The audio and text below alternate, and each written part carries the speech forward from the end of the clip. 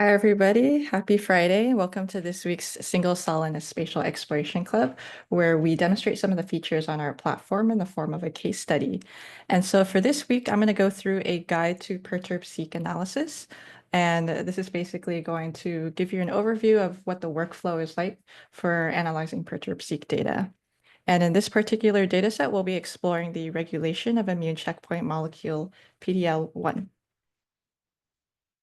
Now, before I get into the agenda today, I wanted to spotlight this feature that we just released on the Browser X Pro, which is the perturbation tool. For those of you who are not familiar with Perturb-seq, this is essentially single-cell RNA sequencing data following CRISPR perturbation. As some of you may know, you can perturb gene expression in cells by using guide RNAs. And in gene expression data, this is notated in this notation, GDO, which stands for guide-derived oligo. In the diagram below, you can see we have a pooled guide RNA library. And when we transduce cells with these pooled guide RNA libraries, one of these guide RNAs will enter a single cell. And from there, it will perturb a certain gene expression of a target gene.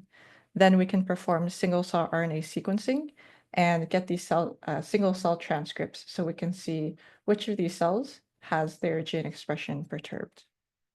And so that is the question. So we want to know which cells were successfully perturbed when transduced with guide RNAs, right? And so this is where we utilize the Mixscape pipeline, which is originally an R package, to determine which cells were successfully perturbed or not.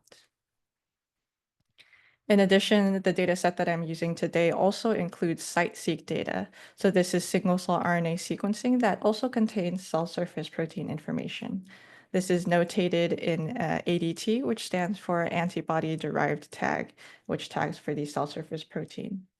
In the diagram, you can see that each individual cell has a cell surface protein, and we can tag for that particular target cell surface protein.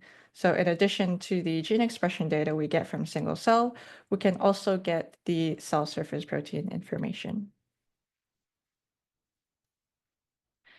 Next, now that we have all of these different notations, we're able to visualize all of these different modalities in one single UMAP. So you see here how I have queried an ADT or a cell surface protein, and also a particular target gene, as well as a guide RNA. And the red cells are basically the ones representing all three of these tags or all three of these different modalities. So in vBrowser X Pro, this is one way where we can visualize all of these different tags together. Okay, in addition to visualization, we also have a couple other figures that we generate. One is this cell proportion figure where we can assess the efficiency of guide RNA perturbation. So for each target gene, you'll be able to see the proportion of cells that were successfully perturbed versus not successfully perturbed. And finally, we're also able to visualize the enriched pathways of these particular genes. So one big question that we're interested in is, okay, well, if we perturb these genes, what kind of pathways are affected, right? And so I'll go over how to interpret some of these graphs and how to generate them throughout the demonstration. Okay, so moving on to today's agenda, I'll talk a little bit about PD-L1 protein function, and then I'll jump straight into the demonstration of the perturbation analysis tool on vBrowser X Pro. Then I'll show you guys how we can generate those figures to assess the efficiency of our gene target knockdowns, as well as the pathways associated with these gene target knockdowns. Okay, so first, a little introduction to our data set today. So the immune checkpoint molecules are pretty important for basically gatekeeping the activation or the inhibition of our immune system, right? And so, oops, sorry. And so one of these particularly important ones is PD-L1, which is a well-known one. It's well known to be overexpressed in many different cancers. So PD-L1 is the protein name and CD274 is the gene name. This interacts with the PD-1 receptor on T cells to inhibit T cell activation. So in the diagram on the left, you can see how a tumor cell is expressing an antigen in which a T cell is recognizing that antigen through its T cell receptor. However, because the tumor cell is also expressing PD-L1, it also connects with the PD-1 receptor on the T cell, which means that even though the T cell is recognizing this tumor cell, it is unable to be activated due to this PD-L1 and PD-1 interaction. And so a lot of these anti-cancer drugs target this PD-L1 or the PD-1 receptors on either the T cell or the tumor cell so that it can inhibit that sort of interaction between PD-L1 and PD-1. So the T cell is able to recognize the tumor and is able to be activated and kill the tumor cell, basically. Okay, and so in this particular data set, the authors wanted to explore that regulation of PD-L1. And so they perturbed certain genes that are putative regulators of PD-L1 in a particular leukemia cell line in order to validate not only the regulators, but also validate the methodology that they developed as well. A little bit more background information, interferon gamma also induces expression of PD-L1, and this occurs through some signaling pathways such as JAK-STAT. And you can find the paper here published in Nature.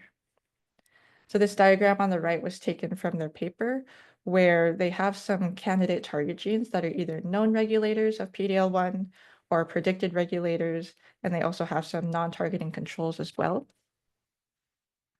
They designed 3 to 4 guide RNAs per gene, and they pulled those together and performed EC site-seq. So this is how they're able to get not only the gene expression information, but also site-seq information, the self-surface protein information. Okay, and so next, a little bit about the methodology that they used. Again, they used the Mixscape pipeline. So this basically divides our population of cells into two. One population in which the gene was successfully perturbed versus the other population in which the gene was not successfully perturbed. And so the way they're able to do that is if we assume that the non-perturbed cells will resemble the expression profile of cells containing the non-targeting non-targeting guide RNA, in that way we can separate those two populations of cells. You can see that a little bit more clearly in the diagram below. So our non-targeting population is in dark gray. And if we plot those cells, you can see that the non-targeting population has a pretty low perturbation score.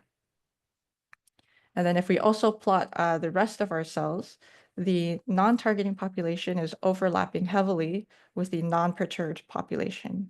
And so that leaves the rest of our population of our cells as knockout, as successfully knocked out or perturbed. Okay, and so I'll go through the demonstration on Browser X Pro from here, and after I'm finished, I'll go through these slides again just to summarize my findings. Okay, so for those of you who want access to this data set, you'll have to put in a little bit of work first. So we do make this data set publicly available, but what you'll have to do is you'll have to upload it to your personal workspace instead. And to do that, you'll create a project. And we'll input some of these terms here. So we'll name this Perturb-seq. Also name the project name Perturb-seq.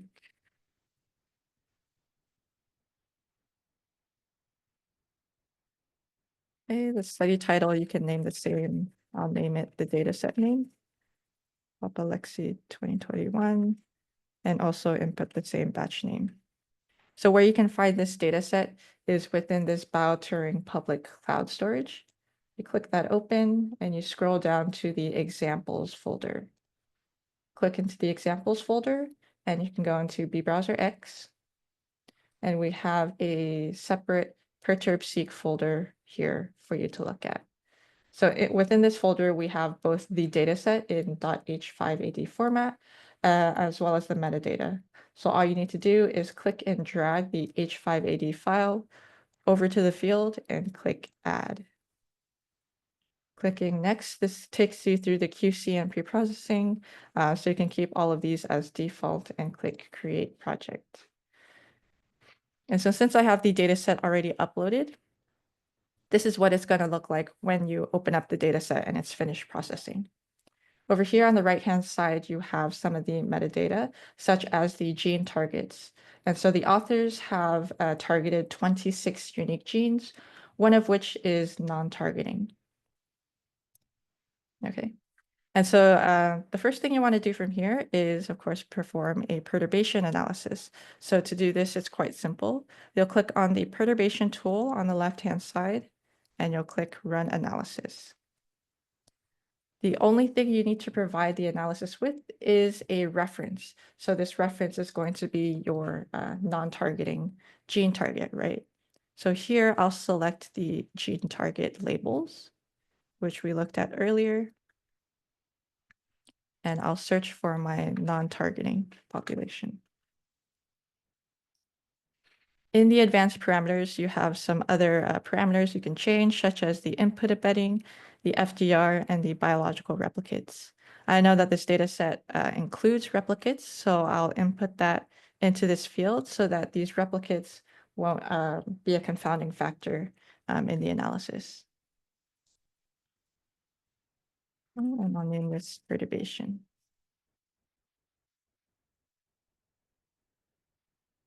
All right, and so what running this analysis is going to do is it's going to give you two outputs. One output you can view here, and the second output is it gives you a new metadata category. So if we switch over to the metadata category that it created, you can see it here labeled perturbation. In this perturbation, oh, excuse me, I'm actually in a subcluster. Let me exit that. So within this perturbation, here you can see it labeled our cells, or it divided our cells into three different populations: perturbed, non-perturbed, and non-targeting. When we look at these cells on our current UMAP, you can see the separation's not quite that apparent visually. So we need to perform a new embedding and a new t-SNE and UMAP just to continue from here. For downstream analysis, I'm not really interested in studying our non-perturbed population. So what I'll do is I'll only select our perturbed and our non-targeting population. Okay, and I'll click subcluster.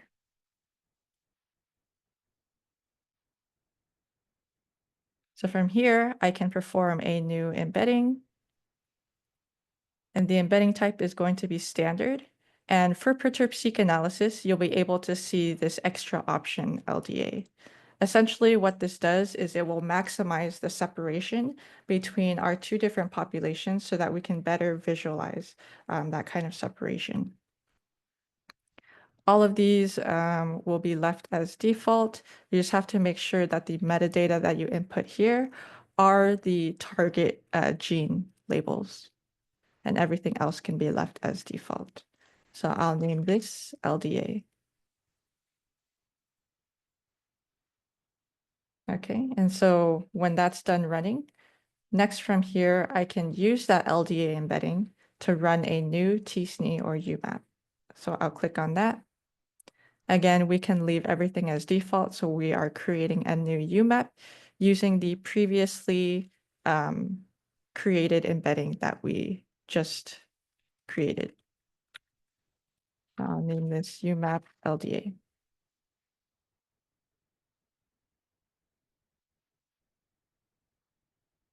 Okay. And so once that's finished, you can switch through your different UMAPs up here in the upper left-hand corner. So we'll switch to the LDA UMAP. And let's see where the entire slot. So I think immediately the first pattern that we can see is that our cells have clustered into two distinct clusters, one on the top and one on the bottom. And when we look at how where our gene targets are kind of clustered, you can see, for example, when STAT2 is perturbed here, then it clusters together with all of these other clusters of cells. And when we look at where our non-targeting population is located, it's located in the top cluster of cells here. So we can assume that when these genes, such as STAT2 or IRF1 or SMAD4, are perturbed, then they don't really affect the overall gene expression profile um, that much because they're clustering with our non-targeting population, right? However, what we are more interested in is this population of cells down here. So this, when we perturbed iFinger2 or iFinger1 or JAK2 or STAT1, for example, then this is somehow affecting the cells in some way, in the similar way that make them cluster together, right? And so the next question that we want to ask from here is, okay, well, if they're affecting the gene expression profiles in some similar way, what is that similar way, right? And this is where we ask the next question of, okay, what are the pathways that are affected when these genes are perturbed? So to find that out, we can open up the perturbation tool again. And we'll click into the output, the second output that is created when we perform perturbation. So let me switch the UMAP once again. Okay, and so before we can get to answer that pathway question, over here on the left-hand side is where we can get a quick overview of how we can assess the efficiency of our gene target perturbations. So for example, iFinger1 and iFinger2, you can see the majority of the cells that have the iFinger1 guide RNA have been successfully perturbed. So we can say that the perturbation efficiency for iFinger1 and iFinger2 is pretty good, at least in comparison to ETV7 or CMT M6, right? And so this bar chart, or this stacked bar chart, is just to help you get a quick overview on how well your genes have been perturbed or not. If we switch over to the enrichment tab, this is where we can answer that question of, okay, which pathways are involved or which pathways are affected when we perturbed these certain genes. Okay, so what I can do is I'll run the enrichment. I'll choose GC, and you can select through 5 different databases. So I'll select all of these. In the advanced parameters here, you can change the log2 threshold, the log2 full change threshold. So if I change it to be less strict, then I'll be able to see some more enriched pathways. Okay, and so I have a result run here already. Let's click view. All right, so here what you'll get is a heat map where on the y-axis you have your list of enriched pathways, and on the x-axis are the perturbed genes.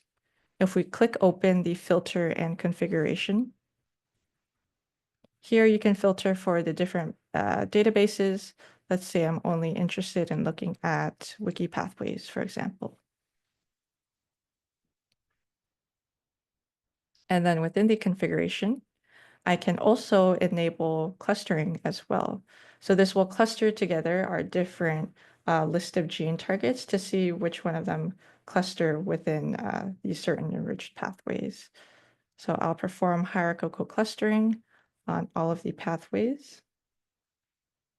And then I can also drag this to kind of define the grouping or the clustering of my target genes.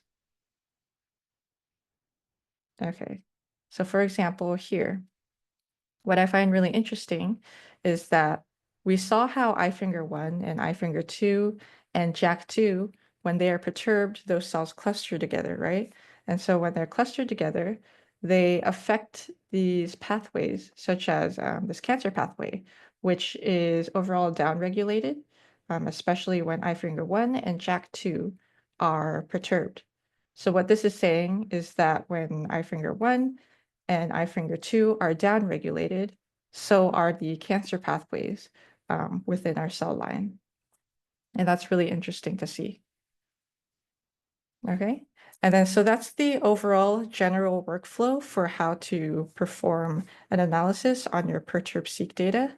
So I can go back to the slides and talk a little bit more about some of the other types of figures that you can generate during Perturb-seq data analysis.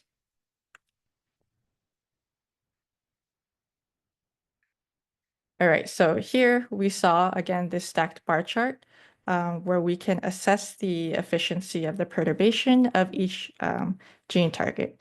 And we see that gene targets such as iFinger1, iFinger2, and IRF1 demonstrate high perturbation efficiency.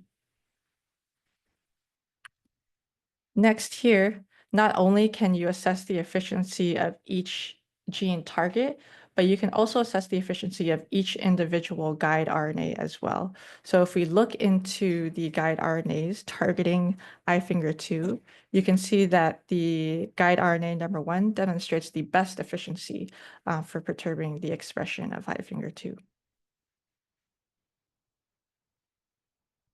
Next, to further kind of validate the perturbation efficiency, you can also look at it through a violin plot as well. So when we look at the iFinger2 expression and we look at the different populations that it's divided into, our non-perturbed population, our perturbed population, and our non-targeting population, in this way, you can kind of this is a way for you to kind of demonstrate that the mixed-scape methodology divides the population of cells pretty well.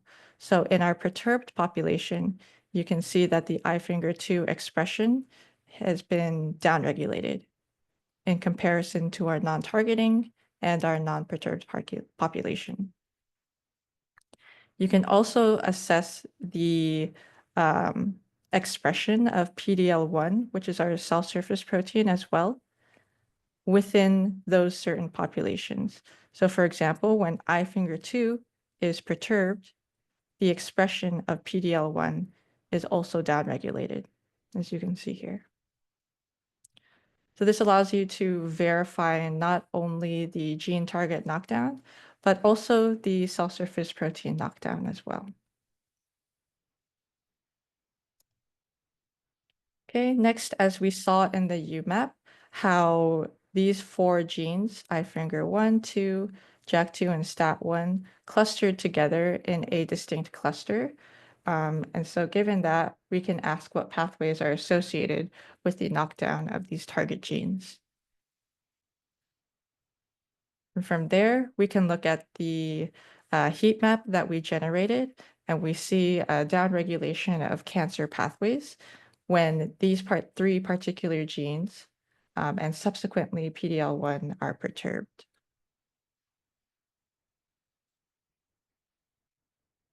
Okay, and so in summary, throughout this analysis, I just wanted to show you guys an overall general workflow of how to analyze your Perturb-seq data. In this particular data set, we found that PD-L1 is overexpressed in cancers and functions in T cell inactivation.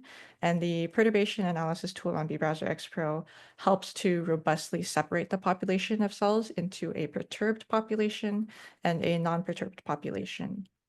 And so finally, we kind of verified that iFinger1, iFinger2, STAT1, and JAK2 are indeed regulators of PD-L1. Okay, and so that concludes today's webinar. So my colleague here will send out the poll, and I will also open the session now to any questions that anyone has as well.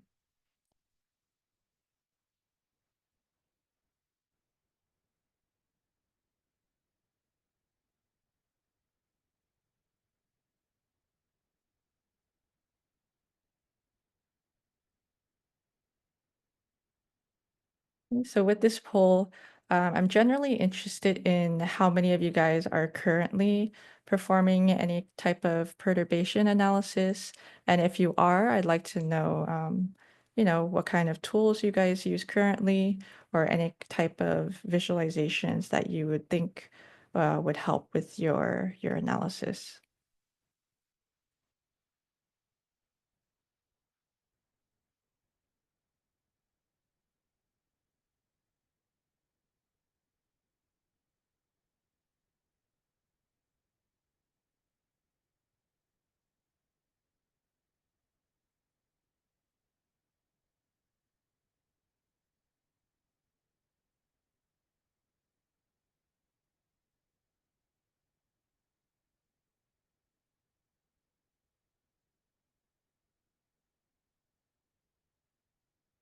So I'll give you guys a couple more seconds to finish answering the poll, and I'll keep the Q&A open for now.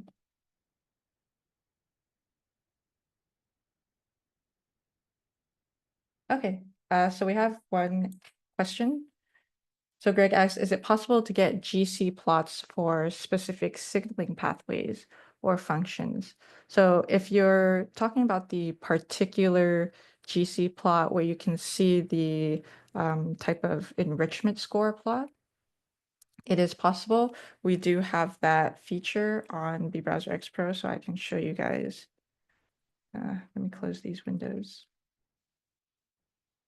Okay, so oops. For the GC plot in particular, what you'll have to do is you'll actually have to come over here to differential expression analysis. And I performed a differential expression analysis here. For example, comparing our col3 perturbed population versus our non-targeting population. Okay. When we click view here, you'll skip over to the enrichment tab and you'll run enrichment. And this will run pathway enrichment just using the GC method. Okay, I'll click run.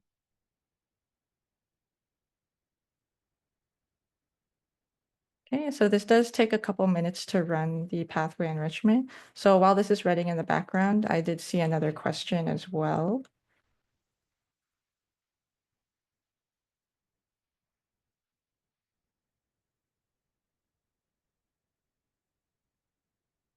Okay, Keisha asked, can we show statistics on the differential expression?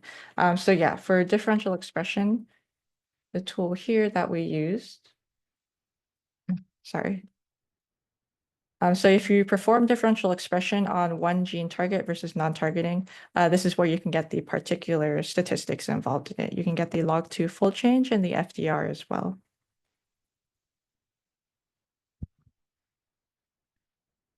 Okay, so I hope that answers your questions about the particular types of statistics that you wanted to see.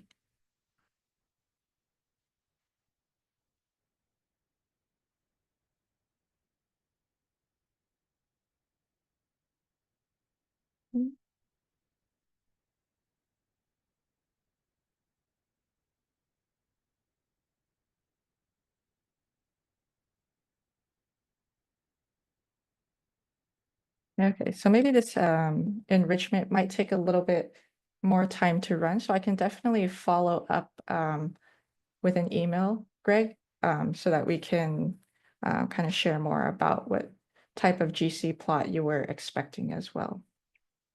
Okay, so if anyone doesn't have any more questions, then I will end the webinar here. So thank you all for attending today's webinar, and I hope to see you guys next week. Thank you.